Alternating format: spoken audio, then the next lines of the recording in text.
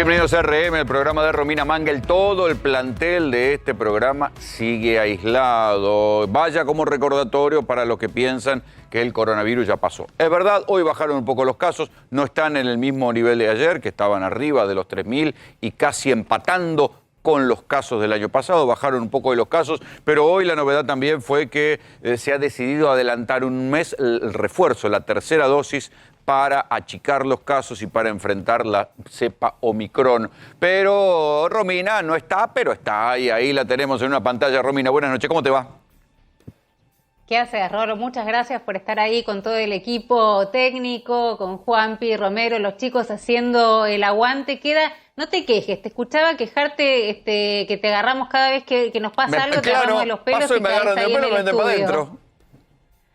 No, si Dios quiere, queda un día, el domingo ya tenemos que hisoparnos y el lunes podríamos estar en el estudio, pero por supuesto es algo que está haciendo el canal para cuidarnos. Nosotros somos de los que creemos efectivamente que los protocolos tienen un sentido, que si compartimos el estudio con alguien que está contagiado, que Jairo Strachia hoy él lo contó, nos venían preguntando, se contagió tanto él como su mujer Jairo, y su familia, los chicos. Está bien, yo creo que está... Por suerte, realmente el tema de las vacunas hace que el curso de la enfermedad, por lo menos en estos casos que estamos conociendo ahora, sea bastante leve. Lo que le pasa a Jairo es que está en la casa con la mujer que también está infectada y con 3 chicos. O sea que yo no sé si su agotamiento tiene tanto que ver cuando uno lo escucha con COVID post vacuna o con el hecho de estar con 3 pibes muy chiquitos y no sentirte del todo bien. La verdad que es muy cansador, así que sé que se están turnando con la mujer para atenderlos. Esperen, pero bueno, si Dios Calvo quiere, por ahí, a ver. el lunes estamos ahí. ¿Cómo? Anda Javier Calvo por ahí, Buenas sí señor, noches. ahí está. ¿Cómo están? ¿Cómo están? ¿Y cómo la lleva, Calvo? Un gusto verlo. ¿Cómo la lleva? Perfecto, estoy en mi mejor momento. Ya vas a tener que volver. Ya vas a tener que volver, querido. Sí, ya te vamos a esperar. Muy bien. Bueno, muy bien. Romina, vos habías invitado a un caballero y acá lo tengo. Juan Martín Mena, viceministro de Justicia, está aquí en RM esta noche. Así que ahí lo tenés. Sí, es el hombre del momento, claramente. Vos no sabés las ganas, de verdad, y él lo sabe. Hace un año yo tengo ganas de hablar con él. Lamentablemente no va a ser cara a cara, va a ser por esta vía, pero la verdad que es un tipo de palabra. Nosotros lo decimos, ¿no? A veces quienes te dicen, ya voy a ir, ya va a ser el momento, y creo que no hay mejor momento que hoy porque debe ser uno de los hombres más buscados del día, después de que el ministro de Justicia ayer fue y rompió con la Corte, digamos, en una decisión que tal vez no las pueda o la explicar. Corte rompió con el hombre el gobierno. Que creo rompió Soria. ¿Qué sé yo? Soria, no sé, viste que hoy nadie se hace cargo de Soria. No tengo la menor idea de quién es el ministro Soria hoy. Pero rompió con la Corte y a mí me parece que el hombre más poderoso en el área de justicia, en términos de que maneja los hilos de la política judicial, es Mena, justamente a quien tenés ahí sentado, a ver si nos puede explicar un poco qué es lo que está pasando y qué fue portazo que fue a dar Soria. Antes de agarrarlo a Mena. Vendeme un poquito lo de Kicillof. ¿Qué va a pasar en el gabinete de Kicillof? Eso lo tiene Javi. No, ¿Javi lo tiene? Espera, mira, sí, lo tiene Javi. Sí. Mira, a ver, Galo, sí. ¿Qué va a pasar en el gabinete de Kicillof? Se vienen cambios, supuestamente se anuncian mañana. Cambios que, ¿viste cuando perdió en la provincia de Buenos Aires después de las PASO? Sí. Kicillof tuvo que ir al Calafate porque se resistía. Tuvo que ir a ver la luz. En el gabinete. Bueno, volvió, no hizo falta que fuera al Calafate esta vez, pero otra vez lo tuvieron que presionar para meter mano en el gabinete porque tampoco quería hacer cambios. Y hay algunos cambios que hablan de lo que un poco se sinceró post derrota en las PASO, que después se ratificó pese a la remontada. Se perdió igual en la provincia de Buenos Aires, respecto a la mayor influencia de 2 ámbitos centrales en la política peronista bonaerense. La Cámpora, por un lado, a través de Máximo Kirchner, y los intendentes. Y esa influencia de esos 2 sectores sobre Axel Kicillof hacen que otra vez tenga que meter en mano en el gabinete. En un ratito cuento quiénes entran en el gabinete de Kicillof que se anunciaría mañana. Bueno, ahora sí, ya presentados los temas. Buenas noches, Mena, ¿cómo le va? Buenas noches, Ahí Rolando, Romina ¿cómo está estás? sacando los dientes, ya está sacando los colmillos, las garras, todo. No es para tanto, Está esperando saltar, así que... Teníamos Mangel, pendiente... le cedo la primera pregunta. No, bueno, sí, ahí como decía Mena, teníamos esto pendiente y bueno, justo nos se dio el cara a cara con las ganas que tenía de poder verlo. Lo vamos a hacer a través de esta vía y por supuesto con vos, Rolo, pero básicamente para no meternos por ahí en cuestiones tan técnicas, tratar de entender o preguntarle por qué o si sabía que el ministro Soria iba a ir a la Corte después de 8 meses cuando asumió. Recuerden que dijo: yo lo primero que voy a hacer es convocar y juntarme con los miembros de la Corte. Fue y casi que pateó el tablero en un momento que parece, no parece, digamos, la jugada más diplomática. ¿Por qué lo hizo? A ver, Rolando, Romina, bueno, primero una pronta recuperación para Jairo y a todo el equipo del programa para que se cuiden y poder salir lo más airosos posibles de esta situación. A ver, respecto de la reunión, lo que yo creo es que fue una reunión, por supuesto, que sabía y fue una reunión con absoluta sinceridad. No creo que haya sido una reunión ni donde se haya roto nada, ni donde se haya tratado de ninguna situación conflictiva. Nosotros tenemos una posición muy crítica respecto de cómo está funcionando la Administración de Justicia. Somos muy críticos, denunciamos lo que ocurrió con la justicia en los últimos 4 años en nuestro país, que no tiene precedente en nuestra historia democrática. Y la primera reunión que el ministro fue a sentarse... Las causas armadas. Absolutamente, lo que fue la persecución política por vía de un sector del Poder Judicial. Nosotros lo denunciamos durante muchísimos años y lo hicimos, lo anunciamos en la campaña electoral y lo estamos haciendo en el gobierno, permanentemente trabajando en una profunda reforma judicial. En ese contexto, cuando asume el ministro Martín Soria, como efectivamente decía Romina, iba a solicitar de inmediato una reunión institucional con la Corte, pero el propio ministro lo explicó. A los pocos días se conoció un peritaje en una causa penal que dio cuenta de más de 90 contactos telefónicos entre quien ejercía la presidencia de la Corte, que era el doctor Rosenkrantz, ni más ni menos que con Pepín Rodríguez Simón, el armador, el diseñador de la política judicial de Mauricio Macri, reconocido públicamente por el propio Mauricio Macri, que fue quien le diseñó la Corte. Que dicho sea de paso, se cumple 1 año del exilio de Rodríguez Simón. Exactamente, a eso quería llegar. De Simón. Se conoce sí. el contacto telefónico, más de 90 contactos telefónicos entre ni más ni menos que el presidente de la Corte y el diseñador de la política judicial de Mauricio Macri, que está prófugo en el Uruguay, de la justicia argentina. En ese contexto es que el ministro y tomamos una decisión política de no pedir en ese momento la reunión con la Corte Suprema de Justicia. Luego se produjo el por todos conocido recambio de las autoridades de la Corte y luego de eso se solicitó la audiencia, que fue la que se produjo el día martes. Una Corte que tiene un miembro menos.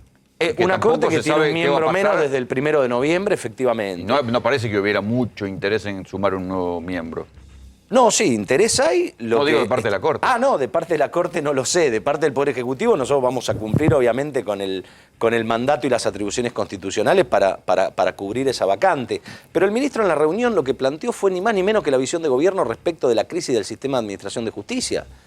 Y frente a eso me parece siempre que es mucho mejor en la relación institucional manejarse con sinceridad respecto al diagnóstico común y de ahí en más se parte para seguir trabajando. Pero es difícil, digo, Rolo, pongamos en contexto para los que no tienen por qué saberlo, digamos. Fue una reunión que, si uno piensa desde que el ministro entró, porque lo venían siguiendo los medios, digamos, lo estaban esperando por una de las puertas donde se entra al Palacio, hasta que transita el pasillo, llega creo que fue el Salón de los Embajadores, se sienta, se saca la foto y vuelve a salir, pasaron 35 minutos. Debe haber sido una reunión de 15 minutos con toda la suerte. ¿Cuánto se pudo haber planteado ahí? Por eso digo, fue a romper, porque cuando salió de una especie de paper diciendo lo que se había hablado, los ministros de la Corte no respondieron, que creo que la indiferencia también es una respuesta, pero prácticamente les dijo que se apuraban para las cosas que les interesaban, que no se metían en los temas que el gobierno tal vez venía planteando. Hay cierto malestar, es cierto que cuando fue la comisión de notables no citaron a la Corte digo, tiene malestar con el gobierno, que no trataron el tema del procurador. ¿Qué pasa con el defensor? Digo, había un montón de temas para hablar que se me ocurren que pueden ser más de 15 minutos. Ahora, entre que Soria llega y se va, son 15 minutos y después silencio absoluto creo que se va a mantener por parte de los ministros de la Corte. Bueno, de parte nuestra, Romina, la reunión efectivamente fue una reunión de presentación, de diagnóstico institucional, en donde nosotros planteamos cuál era nuestra visión respecto de cómo estaba funcionando la Administración de Justicia y particularmente se planteó la situación de gravedad institucional a la que estamos asistiendo. Y se tocaron todos y cada uno de los puntos respecto de las principales críticas que nosotros tenemos y de que la cual el Poder Judicial tiene que hacerse cargo. Me parece que eso es lo más importante. De gravedad institucional, sí. Yo comparto el diagnóstico que hay gravedad institucional porque hay una mirada tan diferente que yo no sé cuál sería el punto de encuentro entre la mirada del gobierno, lo que hace la Corte y lo que por otro lado dice la oposición. Absolutamente. Que cada vez que se cae una causa en Comodoro Pi dicen que es por la presión del gobierno. Quiero decir, hay 3 realidades diferentes y 3 diagnósticos diferentes. Yo no sé cuál es el punto de encuentro. Igual el punto de encuentro no tiene que ser con la Corte en materia de reforma judicial. El punto de encuentro tiene que ser en el ámbito del Parlamento, del Congreso Nacional, que es desde donde pero recordemos que ya hubo una reforma judicial y la voltea a la Corte. Absolutamente, hubo casos... Casi una Corte casi parecida. Hubo casos donde el Poder Judicial obviamente luego interviene respecto de la sanción de las leyes y de las declaraciones o no de inconstitucionalidad, y sobre eso particularmente se planteó un punto muy importante que para nosotros es una clara demostración de uno de los grandes problemas que tenemos, que es el manejo de la agenda del Poder Judicial. Y esto no involucra solo a la Corte. La Corte como cabeza del Poder Judicial, si se quiere, es en los hechos más graves, más obscenos. Pero hay un manejo por parte de la Corte y de los tribunales inferiores, de la agenda de los tiempos del Poder Judicial, del manejo de los tiempos y de la utilización política de esa agenda. Una de las cuestiones que el ministro planteó muy claramente es, por ejemplo, la situación con el tratamiento de los crímenes de lesa humanidad, que en muchos casos duermen el sueño de los justos en la Corte Suprema de Justicia de la Nación, y cuando se discutió una cuestión corporativa, si se quiere menor, respecto del traslado de 2 jueces, la Corte utilizó la herramienta excepcionalísima del salto de instancia, le sacó la causa al juez que la tenía que resolver y en cuestión de 45 días resolvió el caso. O sea, ahí hay una decisión política de la Corte de tratar antes algunos casos en perjuicio de otros. Y estamos hablando, por ejemplo, de los casos de crímenes de lesa humanidad, que es el delito más grave en el mundo. Bueno, pero no es porque no es una opinión, es jurídico. Recordemos desde el Estatuto de Roma, el genocidio es el delito más grave del mundo. Recordemos que casi esta misma Corte fue la que cometió el papelón de avalar el 2 por 1 para los genocidas y después tuvieron que dar marcha atrás de una manera que ni un estudiante de Derecho lo podía justificar. Otro de los casos que se plantearon, perdón, Romina, es la causa por la desaparición y muerte de Santiago Maldonado. El juez que tiene que investigar el caso Santiago Maldonado, que sabemos que hay una injerencia estatal, un procedimiento absolutamente ilegal, abusivo de una fuerza de seguridad de nuestro país, que produjo la muerte de Santiago Maldonado, lleva 22 meses a estudio de la Corte. El juez que tiene que investigarlo, ¿saben qué dijo?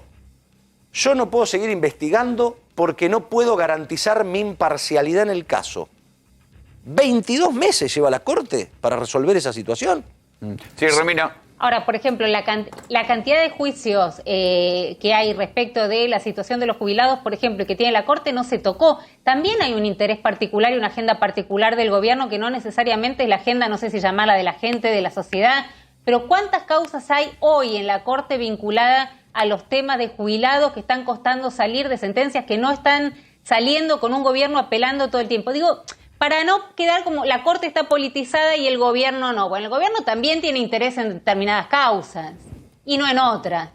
No, a ver, nosotros, Romina, tenemos por supuesto que hay distintos grados de interés respecto de la afectación o la implicancia política y social que tienen las causas. Nosotros justamente no queremos que traten solo algunas causas que a nosotros nos parecen más trascendentes que otras. Lo que queremos es que se fijen reglas claras de la Administración de Justicia a la hora de resolver los casos judiciales. Uno de los temas que se habló que forman parte del paquete de reforma... Perdón, sí. Pero a mí me interesa eso. ¿Vos crees que esta Corte, con esta conformación y esta presidencia, no tiene hoy reglas claras? No, no lo tiene la Corte y no lo tiene todo el Poder Judicial de la Nación Argentina. Entonces, por eso es que nosotros Está bien, estamos pero te podrán alentando decir que es su criterio. un criterio que no está escrito en ningún lado, en ningún lado y que no está fundamentado. Por Es su eso, criterio y su tiempo. El Consejo Yo Consultivo... sé que es desesperante, pero... No, sí, claro, pero esto, digo, no tiene que leerse de ningún modo como un ataque a la Corte, digo, tiene que verse como una forma de mejorar institucionalmente la función de los poderes del Estado de nuestro país. Esperé que Javier Calvo te quiere preguntar algo. Javi. Sí, dos preguntitas cortitas y al pie. No, dos no, mencionaba una, viejo, recién- ¿qué dos? Una sola. No, dos por uno te hago. Recién hablaban 2 por 1, bueno, vamos Mira. con 2 por 1. Recién hablaban de la quinta integrante de la Corte y te quería preguntar, Juan Martín, si esa postulación va a ser consensuada entre el presidente y la vicepresidenta, sabiendo que es un área muy sensible al interés de Cristina Fernández de Kirchner. Y la segunda pregunta, ¿estás trabajando vos en el sector del kirchnerismo que va otra vez sobre una reforma para ampliar la Corte Suprema? No, a ver, tengo una opinión personal respecto de la conformación y la composición de la Corte. Yo soy secretario de Justicia y el que toma las decisiones de cuál es la postura del Poder Ejecutivo en esta materia es el presidente de la Nación. Y nosotros estamos trabajando hace ya bastante tiempo en la reforma judicial que el presidente anunció. Bueno, para eso y no que hay un tiene que consejo ver de con notables también. Exactamente. Primero autolimitó sus propias facultades el presidente al convocar a un consejo consultivo de expertos que lo asesoró sobre los principales ejes de la reforma. Esto es, composición de la Corte, situación del Ministerio Público Fiscal, Consejo de la Magistratura, por eso enviamos el lunes pasado enviamos un proyecto de ley al Congreso, la cuestión de la fundamentación de los tratamientos de los casos de la Corte, lo que se conoce como el famoso artículo 280, que es cuando la Corte decide no tratar un caso y tratar otro y no fundamenta, la cuestión de los plazos de resolución dentro de la Corte, o sea, el mecanismo de funcionamiento.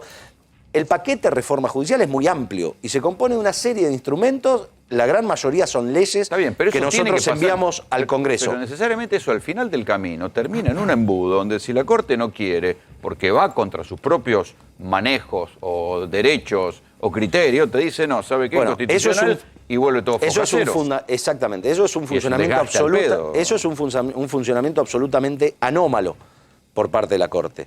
Las leyes Igual no las terminó dicta el de contestar, Parlamento. perdón, no. Sí. No terminó de contestarle a Javi que pregunta No, lo pero que lo muchos anoté, estamos escuchando de gente muy cercana a Alberto Fernández, que es la intención, digamos, de ampliar la Corte, más allá de los dichos, porque ya no es Zaffaroni, digamos, ¿no? Ya, porque uno Zaffaroni, digamos, lamentablemente creo que es una caricatura del enorme jurista y profesor que fue, pero yo digo, ya no es el mismo Zaffaroni repitiendo que hay que ampliar la Corte. Ahora se empieza a escuchar voces muy cercanas al presidente de la Nación y una de esas voces se decía, como decía Javi recién, que era la tuya. Anoté las dos preguntas, así que quédate tranquila que ya mismo se las voy a contestar a Javier, pero lo que digo es, respecto de la Corte, yo tengo una opinión personal y mi opinión personal no, es hacia adentro del gobierno y también ha sido pública, lo he dicho innumerable cantidad de veces. Yo creo que no puede estar toda la judicialidad de nuestro país en manos de una Corte de 5 miembros que termina siendo en manos de 3 miembros que conforman la mayoría. Yo creo realmente que merecemos una ampliación de la Corte, una Corte que funcione con otro dinamismo. Esa es mi opinión personal y además como secretario de ¿Una posible Justicia... división en salas? ¿Cómo? ¿Una posible división en salas? Hay múltiples diseños que van a ser evaluados el día que el presidente decida enviar efectivamente el proyecto de ley al Congreso. Se puede dividir en salas, se puede ampliar a diversas composiciones de números. Yo creo que hay que buscar una Corte que tenga mucho más dinamismo, Pero ¿por qué que garantice está bien, pluralidad de ideas. Está bien, pero todo muy lindo. Pero hay un tema más, ¿Pero por perdóname. qué cederían el poder? ¿Quién? Esa mayoría de 3, que circunstancias. ¿Por qué cederían el poder que ahora pero es tienen? que no es una decisión de ellos diseñar el Poder Judicial. Pero al final te lo impugnan y se acabó. Bueno, sería muy, pero muy difícil. No quiero decir imposible porque con las cosas que han sucedido Porque este es el punto, en la justicia lo que te digo, argentina en los últimos hay años... nivel de grieta o de disenso que Sí. no se ve el punto de encuentro y de acuerdo. Sí, pero no quiero decir imposible, insisto, porque con lo que se ha vivido en la justicia argentina en los últimos años, lamentablemente no podemos decir que nada es imposible porque han hecho barbaridad. Pero una ley... Pero no hay ninguna autocrítica al respecto. Una ley de parte del Poder Judicial no la hay.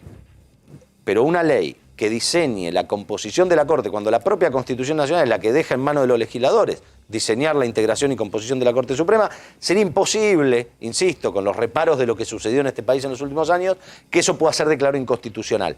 O sea, no tendría antecedentes en la historia.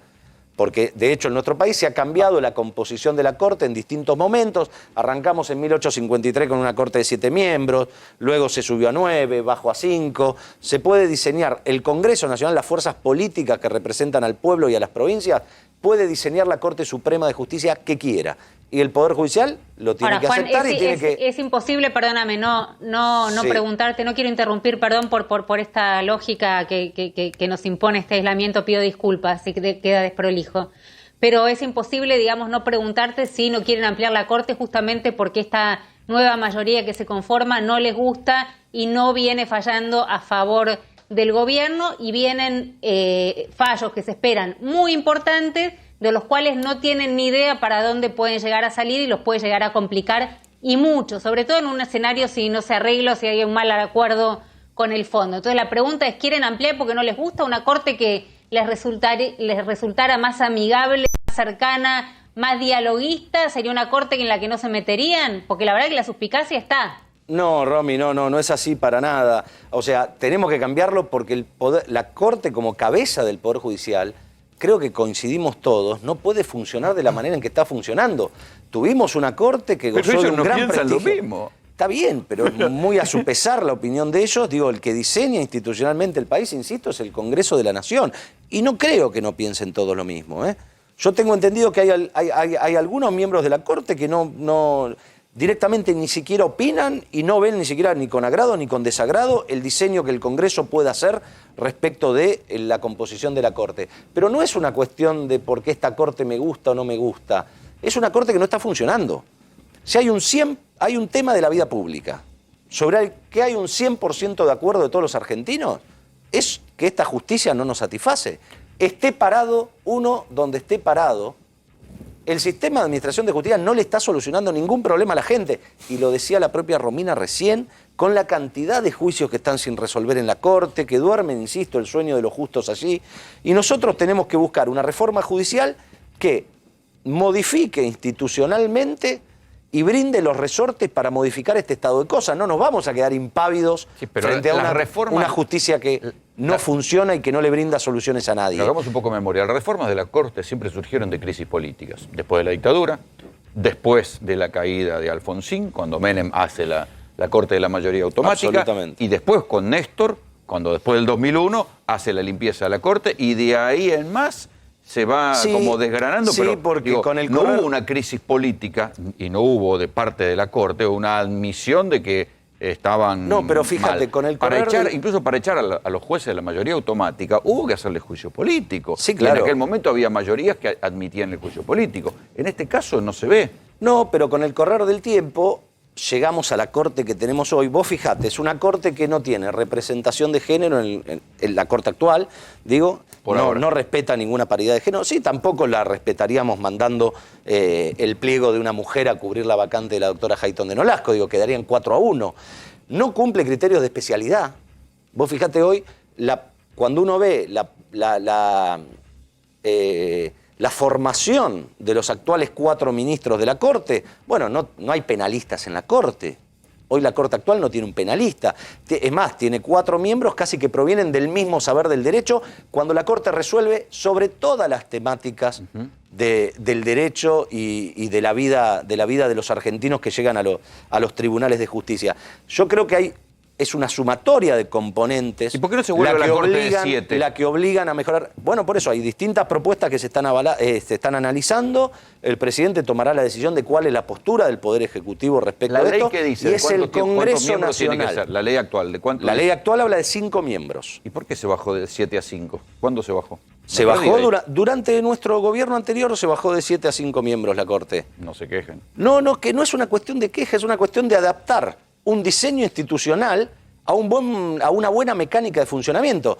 Y esto no quiere decir negar para nada lo que hicimos en otro momento. Es adaptarlo a la realidad social Juan, de un país. No, digo, perdóname, pero cuando la gente habla del pésimo servicio de justicia y probablemente del 80% de imagen negativa que decía el ministro Soria, no está pensando en las internas de Rosati, Rosenkrantz, Maqueda versus Lorenzetti y el Consejo de la Magistratura, tema del que ahora vamos a hablar, que creo que fue lo que fue a marcar la cancha Soria, sino que está hablando de lo que tiene que ver con la vida cotidiana, con la diaria, con la quiebra, con alimentos. Tardan 5 horas en pedir que perforen el piso donde está enterrada Nancy Videla. Está pensando por qué hablan los conflictos de jurisdicciones y durante 5 días no buscan una mujer desaparecida. Están pensando en esas cosas. Eso quería ir Rolando y Romina. Alimentos, si querés, te hablo, digo, qué sé yo, ¿no? Esos son los temas de la vida cotidiana. Claro, pero es que a eso quería ir juicios justamente. Laborales. A eso quería ir justamente yo, Romina. Yo tampoco estoy pensando en eso. Estamos pensando en mejorar el servicio de administración de justicia, que no tiene nada que ver ni con los pasillos del 4º piso de la Corte del Palacio de Justicia, ni con la Justicia Federal de Comodoro Pi.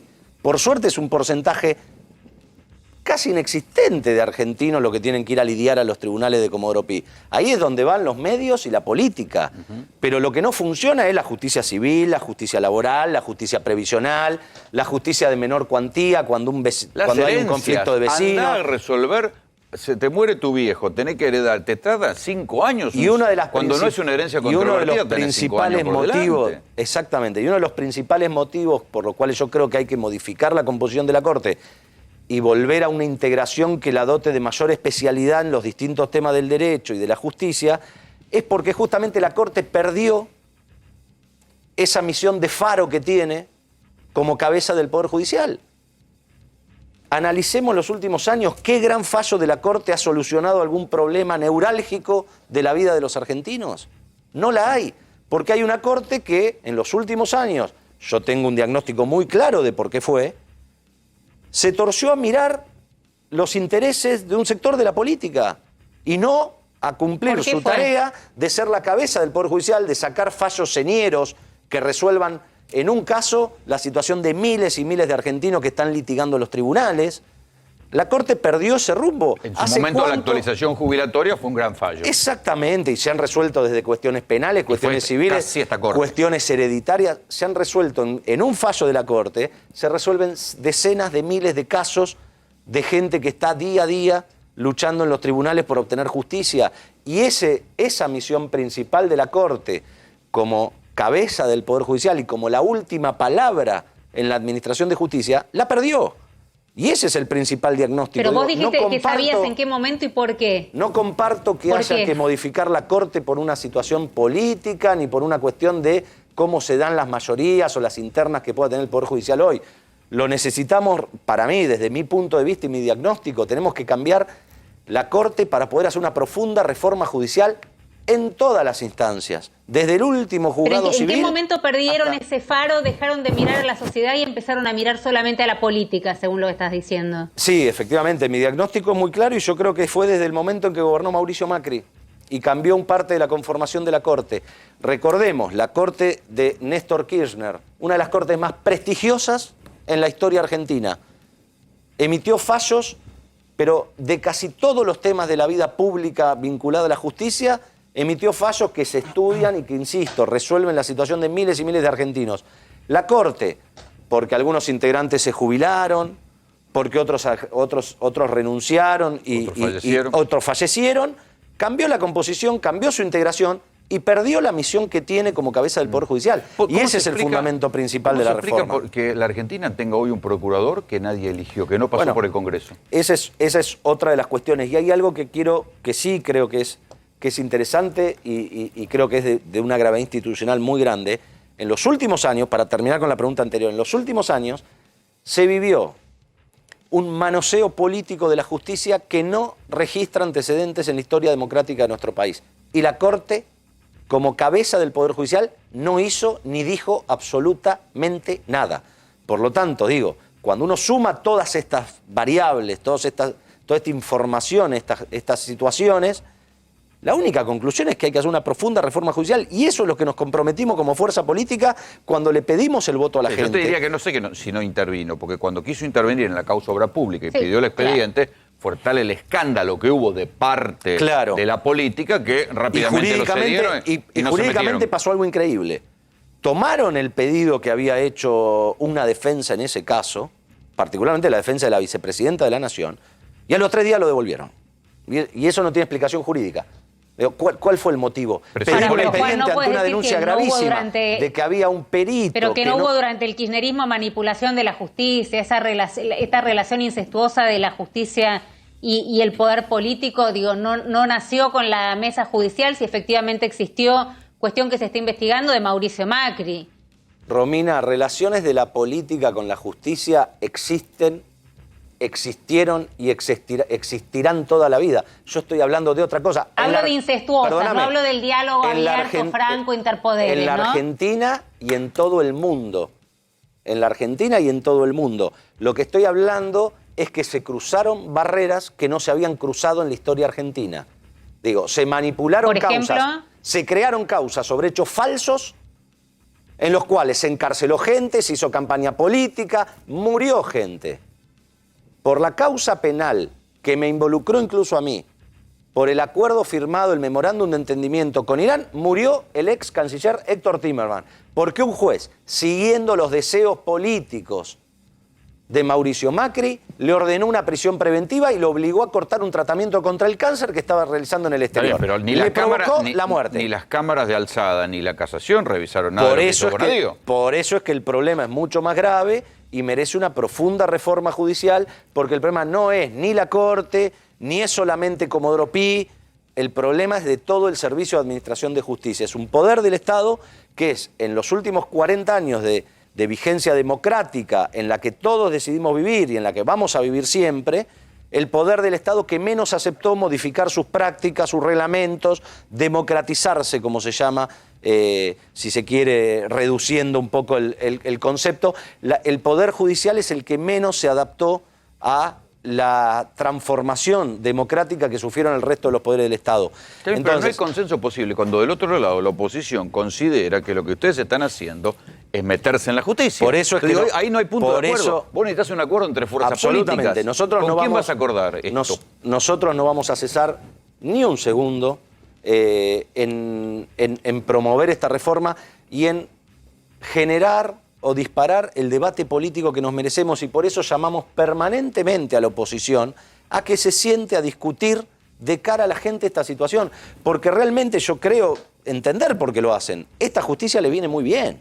Como vos referías recién, la situación del Procurador General de la Nación está en manos de un interino hace 4 años. O sea, ya superó el mandato del último procurador designado conforme a la Constitución Nacional. Un procurador interino que está para cumplir una suplencia ante una enfermedad, un tratamiento o una licencia del Procurador General. No está para cumplir el mandato de otro procurador liderando ni más ni menos que la política criminal de un Estado. Nosotros propusimos un candidato desde el Poder Ejecutivo Nacional, la oposición no se sienta a discutirlo. El Senado de la... No parece que haya clima de debate para eso, para acordar sobre eso. Pero en un sistema democrático nosotros tenemos que insistir hasta que lo hagan. El Senado aprobó un proyecto de ley de modificación del Ministerio Público Fiscal, ¿no? Es igual al que presentó el gobierno de Mauricio Macri en el año 2017. Es más, te diría que es mejor en términos institucionales, porque el proyecto que presentó Macri en el 2017, que fue defendido en el Senado por el exministro Garabano, preveía una mayoría simple para designar al Procurador General. Nosotros propusimos una mayoría absoluta, esto es la mitad más uno de los miembros de la Cámara. O sea, era, si se quiere, más restrictivo es nuestro proyecto y la oposición no se sienta a discutirlo. Por eso no dan el debate de cara a la sociedad, porque no pueden discutir ni 2 minutos sobre los proyectos que nosotros enviamos. Juan, también del otro lado hay mucha gente que debe decir que esta justicia a ustedes también les resulta funcional cuando, por ejemplo, se está esperando un juicio oral y público y casi en las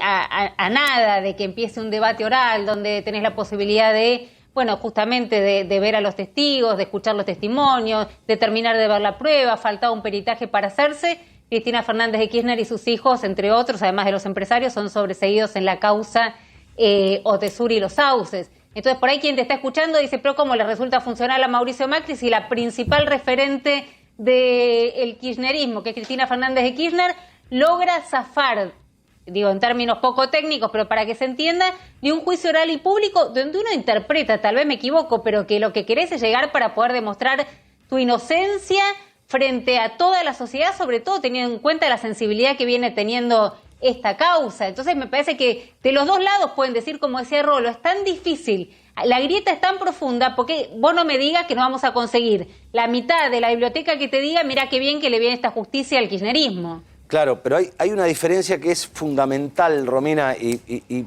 justamente el caso que vos tocaste creo que es uno de los casos paradigmáticos junto con los últimos casos que se resolvieron en los últimos meses.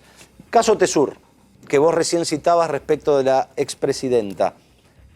Vos sabés que nadie quiere, no escuché, pero nadie, ni de la política, ni de la justicia, ni de los medios de comunicación que quieran conversar respecto del contenido del fallo que se conoció. ¿No es llamativo?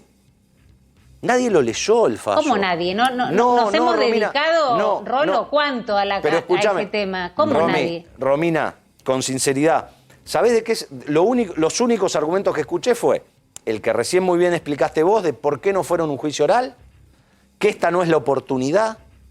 Ahora, nadie leyó el contenido del fallo. Y es lo mismo que sucedió en la causa dólar futuro, y es lo mismo que sucedió en la causa memorándum de entendimiento con Irán. No había delito. Entonces, no se puede someter a una persona o a un grupo de personas a que vayan a un juicio oral y público por capricho político, morbo, vaya a saber cuáles son las intenciones. Cuando la ley y la Constitución son muy claras, el juez no puede permitir que avance una investigación penal cuando la conducta que se está investigando no es delictiva. Las 3 causas de las que estamos hablando, 4 si sumo la causa del plan Cunita, fueron cerradas por los tribunales orales federales haciendo cumplir la ley argentina, el Código son juicios Penal, además que podían tomar años. el Código Procesal Penal argentino, donde los jueces dijeron, señores, yo no voy a hacer un juicio porque esto es un dispendio jurisdiccional. Déjame terminar 2 segundos, Romy. Déjame terminar 2 segundos. Sí, perdón. Es un dispendio jurisdiccional inútil que yo siga investigando algo que no es delito.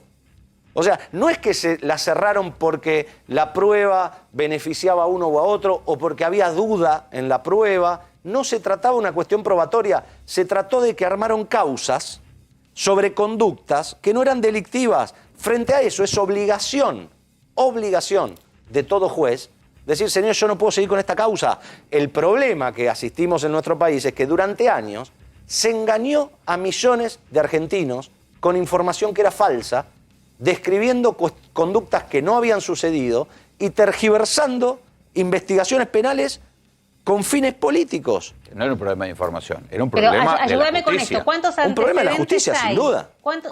Nosotros no lo inventamos. ¿Cuántos antecedentes hay de que en las antípodas de un juicio oral y público se dicte Romy, un sobreseimiento como el que se dictó? Un montón, un montón. No te podría decir un montón, pero incluso en el fallo Otesur, los jueces le informan Con al una fiscal. jueza votando en disidencia, Sí, ¿no? claro, También. sí, claro, una jueza votando en disidencia que ella opinaba que había elementos para proseguir e ir a un juicio oral y público. Bueno, así funciona la justicia. En un tribunal colegiado, mayoría, minoría, 2 jueces entendieron que no podían seguir justamente porque se trataba de una inexistencia de delito, no por otro motivo. Por cualquier otro motivo tendrían que haber ido a un juicio oral y público.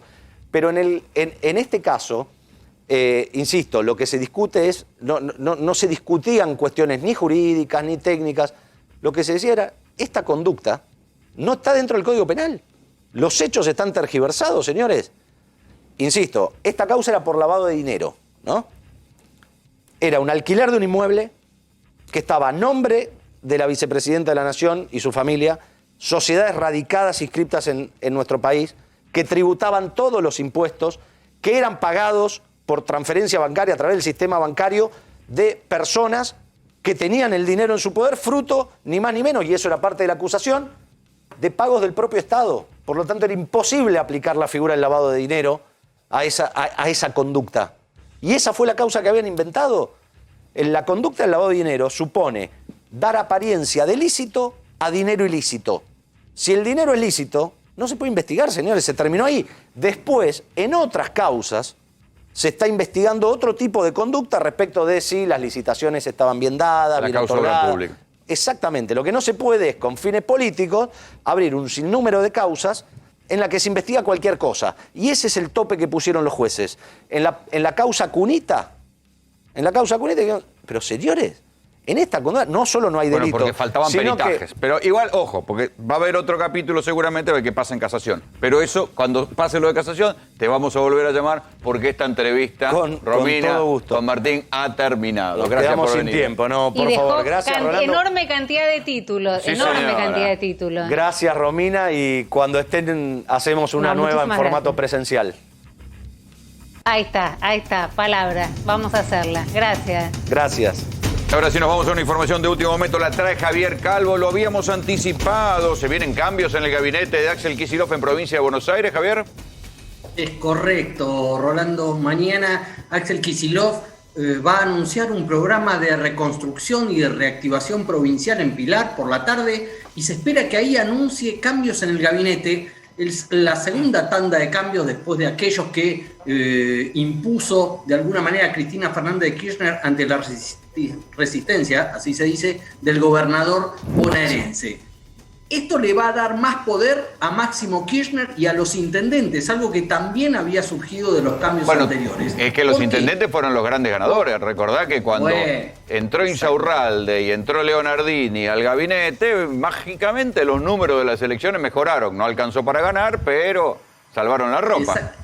Exactamente. Y después fueron a cobrar, políticamente hablando, lo aclaro para que no se malinterprete, ese activo que pusieron en juego en las elecciones definitivas del 14 de noviembre. Entonces, ahora va a haber otro cambio de gabinete en algunas áreas que se hablan de incorporaciones, de gestiones nuevas que no estaban hasta ahora en el gabinete bonaerense y en algún caso algún reemplazo. Por ejemplo, en educación, uno de los temas más caros al sentimiento de los bonaerenses, claro, teniendo en cuenta que la provincia fue tal vez la que más mantuvo cerradas las escuelas durante la pandemia del año pasado y también este año. Habría un recambio en el Ministerio de Educación y entraría Alberto Sileoni, el ex ministro de Educación de Cristina Fernández de Kirchner, que tuvo como segundo, como viceministro de Educación, a Jaime Persic, actual ministro de Educación Nacional. Volvería a un gabinete bonaerense impulsado por Máximo Kirchner y también ingresarían en cultura, en un instituto de cultura, porque para hacer que sea ministerio tienen que reformar la ley de ministerios bonaerense, Florencia Saintut. Sí, que es una fundamentalista contra el periodismo. O contra algunos periodistas. Casualmente es decana de la Facultad de Periodismo de La Plata. Sí, por eso, digo, recuerdo que era cada 2 por 3 siempre tenía algún problema con los medios masivos de comunicación. Sí, y premió a Hugo Chávez como una David de la libertad de expresión. Bueno, esas cosas que pasan en la Argentina. Bueno, Saintut entraría como al frente de Cultura y recordemos que tiene una enemistad política muy fuerte en La Plata, de donde es, con Victoria Tolosa Paz, y eso, pelea de Pago Chico, claro. No sé si le suena. Y en tercer lugar, otro ingreso en el gabinete bonaerense sería a una cartera, un área de medio ambiente, e iría a parar ahí una diputada que se llama Daniela Vilar, que a simple vista no dice mucho su nombre, pero cuando yo te diga que es diputada de La Cámpora, que es de Lomas de Zamora, te va a sonar que como Loma de Zamora, pero de ahí no es Insaurralde, que es el que... Pero hay un acuerdito ahí, ¿eh? Correcto. Sí, hay un acuerdo ahí y habla de el vínculo que hay del pero hablando de acuerdo, entre La Cámpora. Hablando de acuerdo, una cosa es un acuerdo entre la provincia de Buenos Aires, un acuerdo del conurbano, pero acuerdo grande es el que tiene que gestionar la Argentina con el FMI. Julián Josovich es periodista del Cronista y le pedí que venga para ver si nos logra chusmear algo. Hay algo, se sabe algo. Está todo el mundo comiéndose las uñas, los bonos suben, bajan, ¿qué pasa? Bueno, naturalmente suben porque por lo menos ya se está comenzando a hablar seriamente sobre el acuerdo. ¿Hay alguien que está haciendo guita con eso? Y bueno, el que compró hace una semana ya está un 13, 14%. El que compró los bonos hundidos ya ganó ¿cuánto? 13, 14% en una semana. Me da la sensación... Calvo, ¿ganaste guita con los bonos? Sí, tengo bonos. Qué mentiroso. Tengo bonos del Tesoro, tengo bonos de todo. Claro, no tenemos nada, estamos en el fondo del mar, todo, Calvo. Todo. Me parece que hay más muertos que ganadores en este momento, porque uno ve desde dónde salen los bonos, caen 35% de que salieron a cotizar, desde el lunes posterior a las PASO caen 22%, con lo cual difícilmente hayan más ganadores que perdedores. ¿Un acuerdo con el fondo va a calmar el dólar? Bueno, depende de lo que se firme y depende la letra chica del acuerdo, ¿no? Es lo que hoy en día está todo el mercado mirando. Yo creo que el mercado, y miro Wall Street y miro también Argentina, está muy exigente con Argentina. No solo el cuento, la historia que pueda firmar, sino también el delivery que haga Argentina en función de eso. Ya se comió un sapo en la era Macri y todas las variables macroeconómicas actuales en la era... No, era el rey de los sapos lo que se bueno, comieron. pero digamos, en este gobierno también las variables macro se deterioran mucho más, con lo cual la historia argentina dejó de ser la historia de emergentes para ser el peor país del mundo prácticamente. Lo digo en función de lo que rinde la deuda, lo digo en función de la inflación, en función de lo que son las variables macroeconómicas en general. Sí, que además la deuda es inmanejable, porque solo lo que logran es patearla para adelante, pero... Totalmente, está ahí la foto de Alberto tapando el cronograma de pagos, que en realidad no solucionó el problema, sino que lo pateó para adelante, y por eso es que hoy en día el mercado opera con una probabilidad del default del 90% de acá a 10 años, 75% la probabilidad de default de acá a 4 años, con lo cual el mercado que está viendo es... Tarde o temprano va a haber default. Es que es un evento prácticamente asegurado, y la verdad es que si uno ve... O sea, no hay manera de pagarla. El mercado lo percibe como que no. Romina, todo tuyo. Sí, ¿sabes lo que quería preguntarte? Porque como decía Rolo, recién estamos todos a la expectativa constantemente, prácticamente desde que asumió este gobierno, del famoso acuerdo con el fondo. Nos decía Álvarez Agis el otro día, hay dos tipos de acuerdos con el fondo, uno que puede ser malo y otro que puede ser muy malo. La preocupación de la expectativa es que tal vez quienes nos estén mirando piensan que el otro día del acuerdo, no sé, va a bajar el precio de los alimentos, la cuota del colegio, la cuota de la prepaga, y el día después, va a ser el día después, no es que va a cambiar la economía doméstica de los argentinos, no, si es que no la va a empeorar. Totalmente, en realidad justamente lo que se debe firmar, y en base a eso lo que de alguna manera hay cierta expectativa, es que se tienen que encarar probablemente reformas estructurales que probablemente difícilmente vengan en un escenario positivo para la mesa de los argentinos o para el bolsillo de la gente. En general eso probablemente venga asociado a ajustes tarifarios, a... O sea, todo lo que se está diciendo es una gran zaraza. Me suena esa palabra, pero no sé a qué te referís. Es que todo lo que están diciendo es... Bueno, es mentira que no va a haber un ajuste. Un catálogo de buenas intenciones. Exactamente. O sea, es mentira, es difícil que el gobierno Es mentira que no va a haber un ajuste. Totalmente. Ahí quería llegar. Es que es totalmente así. O sea, no hay historia no hay caso en la historia del FMI que te permita generar un acuerdo en el cual vos puedas evitar el ajuste. Lo que pasa es que no se quiere decir la palabra. Pero Cachito, que aquí me quiero ir un poquito al otro lado de la cordillera. Gabriel Puricelli es analista internacional. ¿Es para preocuparse el crecimiento de Kast en Chile, un candidato que hasta donde dice el propio embajador Bielsa es antiargentino?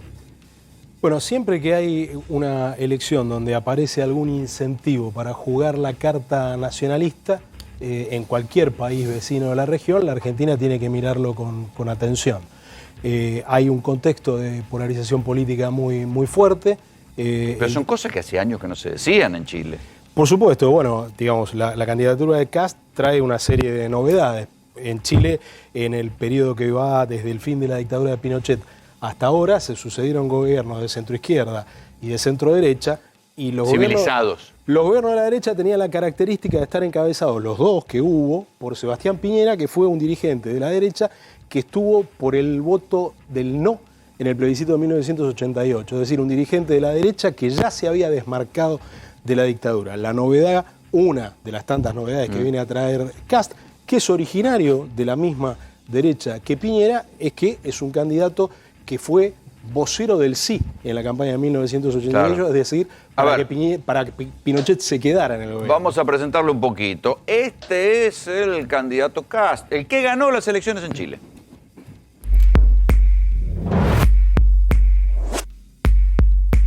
José Antonio Kast Rist. Argentina ya nos ha robado suficiente territorio a los chilenos. Espero que el gobierno se ponga firme frente a los delirios expansionistas de la izquierda radical argentina. La Antártica es chilena. Kast ha exhibido su antiargentinismo como una etiqueta más de las frases que pronuncia. Entonces, desde decirnos que hemos robado históricamente territorio y que nos tenemos que dejar de robarle territorio a Chile, hasta todo tipo de expresión xenófoba, teniendo a la Argentina como objetivo. Algunos dicen que soy extremo. Y siempre les pregunto, ¿extremo en qué? ¿En amar a Chile? ¿En amar la patria? Extremo es que en la Araucanía y en Arauco, los chilenos, mapuches y no mapuches, no puedan dormir tranquilos por el miedo a que un grupo de terroristas los ataque en la noche y los queme vivos en total impunidad. La Constitución le faculta al presidente de la República pedirle la colaboración a las Fuerzas Armadas. Los mapuches. ¿Va a sacar los militares para los terroristas solamente? No, para señor. proteger, lo han hecho siempre en contra de todos los pueblos indígenas. Para proteger a las víctimas. Él tiene asesores que permanentemente agitan este tipo de reivindicaciones, básicamente de naturaleza territorial. Porque nosotros no queremos ir en esa ruta que nos lleva a Venezuela ni a Cuba. Tampoco queremos ir en la ruta que nos lleva a otros países que hoy día están muy complicados. Estaban ofendiendo a nuestro país. Las cosas que dijo ese nazi que ha ganado, yo no sé, el pueblo chileno que piensa, lamentablemente se olvida también de los momentos vividos con Pinochet, que no sé, hay otra relación de clases ahí. Este hombre ha dicho barbaridades en la Argentina. Bueno, ahí está Kast. A ver, ahí hay que decir dos cosas. Primero, lo que se dice en una campaña puede llegar a resultar nocivo en la relación con otro país. No sé, mirá Bolsonaro, que dicho sea de paso, acaba medio de levantar la reunión porque va a estar Lula en el acto del 10 de diciembre. Pero, la reunión del Mercosur. a ver, cuando dos países tienen resueltas, como la Argentina lo tiene con Chile, todas sus cuestiones, todos sus diferendos territoriales y limítrofes, el potencial para que una retórica como esta se transforme en una amenaza real es bastante limitada. Y efectivamente vos citabas a Bolsonaro. La amenaza percibida de la victoria de Bolsonaro era mucho mayor que lo que en definitiva terminó sucediendo. ¿Por qué? Porque Argentina, por ejemplo, junto con Brasil, son dos países de la región que dominan la tecnología nuclear, pero que han decidido hace 30 años darse garantías mutuas de que nunca la van a usar contra el otro. Cuando los y lo bien que hicieron, por supuesto. En una época había gente que tomaba decisiones sabias en estos países. Y justamente cuando el marco institucional le pone tantos límites a cualquier cambio de gobierno, la amenaza es más limitada. Y por Pero último, quieren desempolvar el Tratado de los Hielos Continentales y denunciarlo. Bueno, a ver, ayer se conoció la plataforma de Kast para la segunda vuelta. La plataforma de Kast para la primera vuelta era un documento de 300 páginas que contenía prácticamente todas las cosas que han sido anatema para el centro-derecha y la centro-izquierda chilena durante los últimos 30 años. El documento que emitió ayer tiene 58. O sea, ya sacó un montón. Y va para atrás prácticamente en todas las que resultaron conflictivas durante la primera vuelta y no se menciona en absoluto ningún tipo de conflicto con la Argentina. O sea, decir que en cualquier momento lo va a convertir en un catálogo de buenas intenciones. Bueno, digo, el riesgo por supuesto siempre existe. Estamos hablando de un candidato que tiene el origen que tiene, como lo decíamos antes, un candidato que reivindica la dictadura de Pinochet, a diferencia de la derecha que hoy representa Piñera, o sea que ese potencial siempre está ahí, pero lo que está obligado a hacer para intentar ganarle la segunda vuelta, y las encuestas dicen que la estaría perdiendo, aunque están dentro del margen de error, así que el 19 de diciembre yo no me puede imagino pasar Chile cualquier cosa. ganando un comunista. Pero bueno, para eso... Bueno, Boric no es un comunista, ¿no? Lo pinta como no viene comunista. ¿Del partido del PC? No, Boric el PC es fuerte en Chile. No, el PC es fuerte en Chile y forma parte de la alianza de Boric. Pero Gabriel Boric viene de una izquierda independiente, una izquierda que es crítica de Venezuela, que es crítica de Nicaragua. Para las elecciones vamos a tener que venir a discutirlo. Seguramente. Nosotros nos estamos yendo. Romina Calvo. Polo, gracias otra vez. Te queda mañana y ya decime algún viernes que me voy ahí con mis amigos de GPS. Más que unos cuantos viernes los vas a ando tener extrañando. que venir. Yo los cuento como los presos, ¿eh? Ojo por ojo es esto, querida. Yo sé y te estoy profundamente agradecida, compañerazo. La verdad que más allá del chiste que hacíamos al principio, que te venís de los pelos, no hay forma de que no te pidan este favor tan enorme de hacer este sacrificio, de estar a esta hora conduciendo un programa ajeno, y lo haces con tremendo profesionalismo y una generosidad que que de verdad se agradece, siempre decís que sí, lo haces con mucha onda, con muchas ganas y sacás un programón como el de hoy, así que en lo personal muchísimas gracias. Al contrario, gracias chicos, mejórense, les mando un beso, nos vemos mañana, chau. Un beso a todos.